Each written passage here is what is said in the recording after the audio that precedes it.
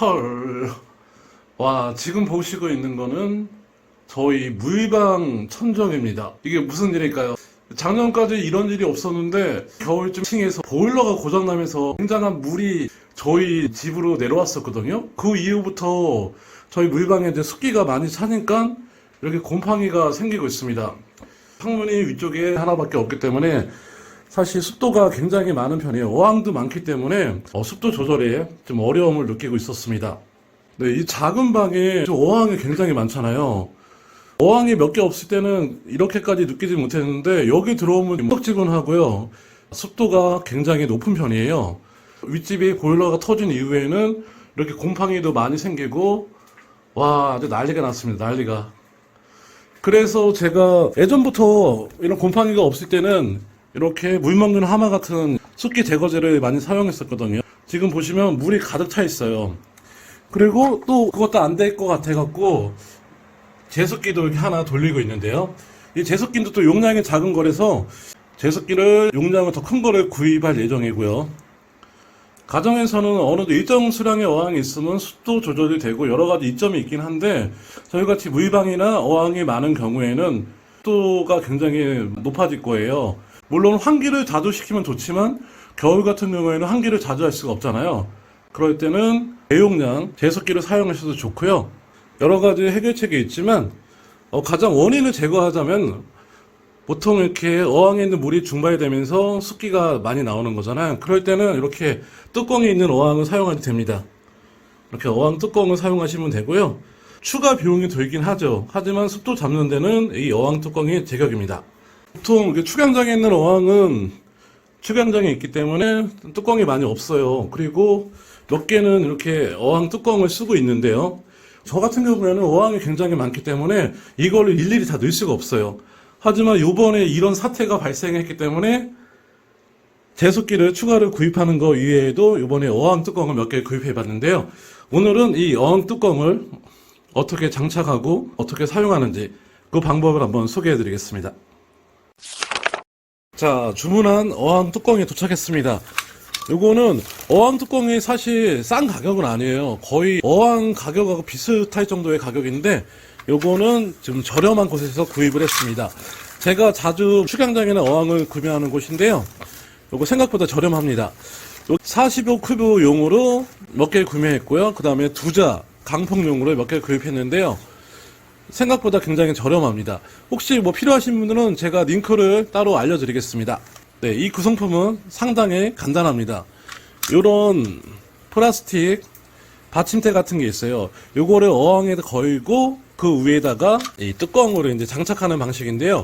요거는 슬라이드 식으로 이렇게 밀었다 당겼다 하면서 먹이나 환수할 때 이동을 할 수 있는 그런 방식이 되겠습니다.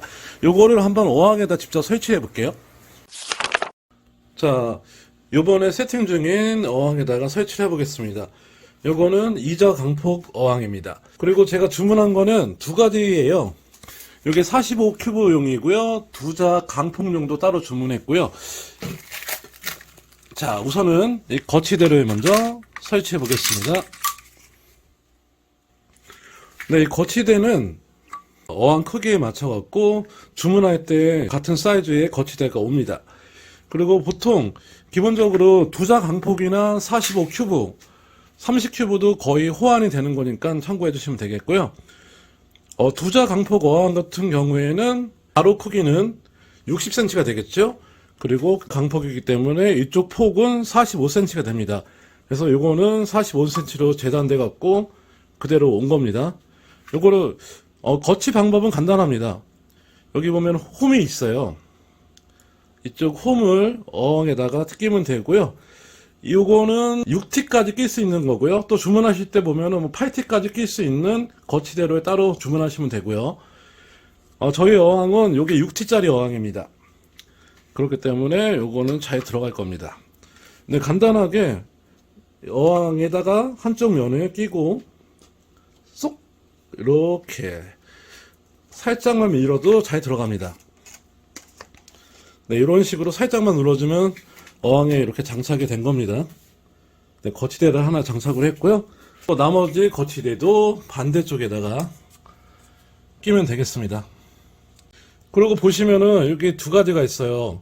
이쪽 면에다가 어항 뚜껑을 거치할 거기 때문에 요거를 어항 안쪽으로 끼면 되겠습니다.